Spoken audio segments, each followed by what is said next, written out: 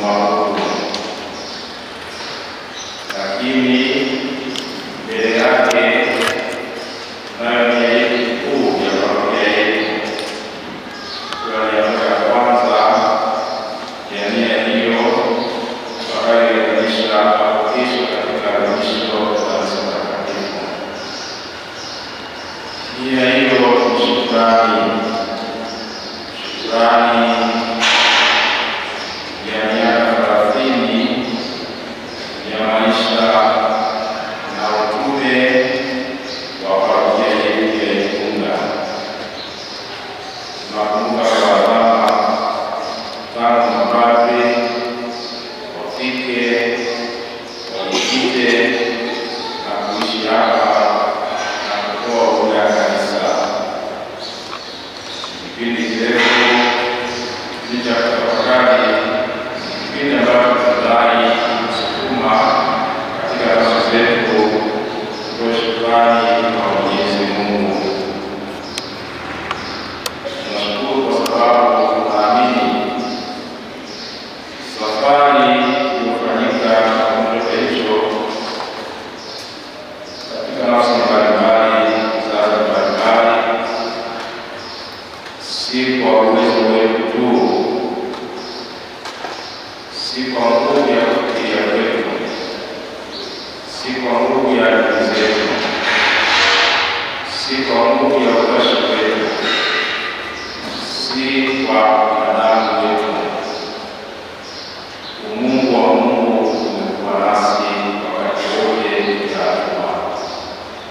Nguvu ya Mungu yaani neema yake imekuwa nasi kila hatua. Hivyo hatuna budi kuwawakilisha wote, hasa wale ambao wakati maisha tunaporejea yanaanza walikuwepo na sasa pengine maisha yao yamefikia ukomo fulani au ya jamii hii kama wasikilizaji. Wote hao pamoja nao kimshukuru huyo Mungu kwa mema mengi, baraka zake nyingi, neema zake nyingi na majaliwa yake mengi.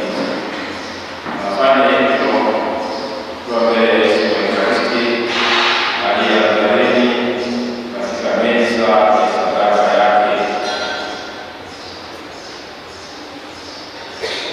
Ndugu zangu, tafakari uzito wa shukrani yetu,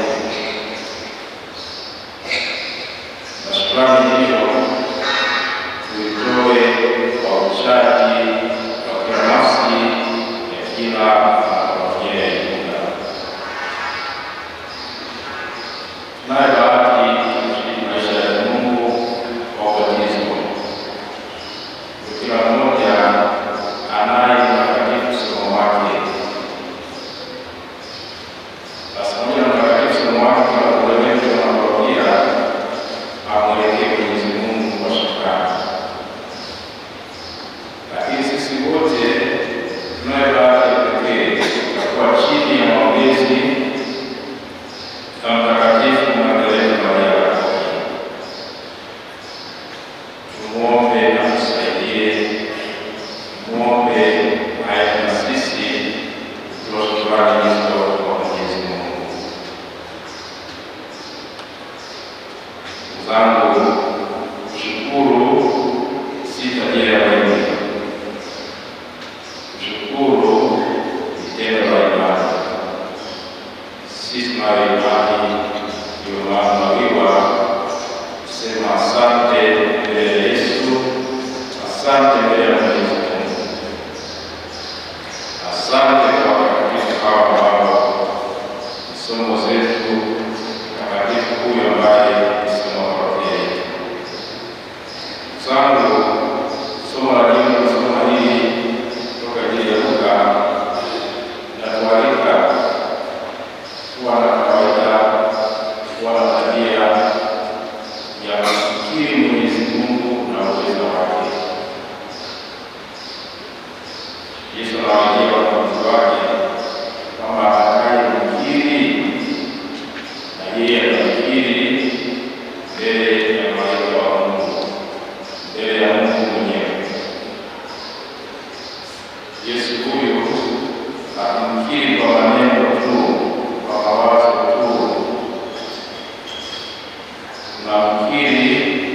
kutimiza wajibu wa imani yetu. Tunamkiri kwa matendo tunayotenda kila siku yanayoangazwa na imani na Kristo Yesu. Hata leo hii tunamshukuru kwa hatua ya kwanza ni kukiri huko. Tuendelee hivyo. Tutazame nyuma, tafakari watu waliopiga, kuona mkono wa Mungu na nguvu zake, ili tusonge mbele kwa matumaini na mapendo makubwa ya maongozi ya Mungu. Tunaomba kila mmoja wetu, ndugu zangu, tuendelee kushirikiana sisi kwa sisi kujenga maisha yetu kwa Kristo Yesu, lakini zaidi sana kujifungamanisha na Ukristo kwa msaada wa maisha ya kanisa lake na kufundisha wafuasi wake na wafuatao sasa. Tuendelee kutazama Yesu, tuendelee kumfuasa Yesu, tuendelee kumtii Kristo ili maisha yetu daima yawe yale ambayo ni angavu na yanaangaza katika ulimwengu.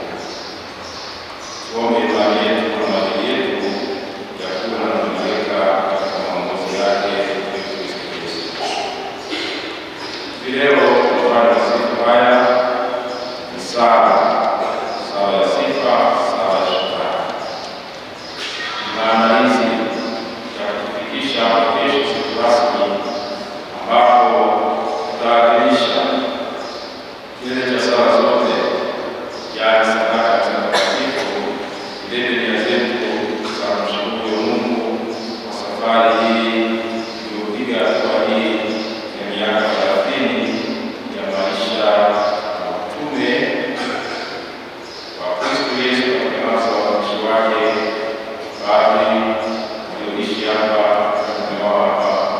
Kwa hakika tumeguswa na Kristo mwenyewe katika namna mbalimbali, katika sakramenti zake na katika mafundisho yake. Tunaenzi yote na kusema asante mbele ya Kristo Yesu, asante mbele ya Mwenyezi Mungu. Tumsifu Yesu.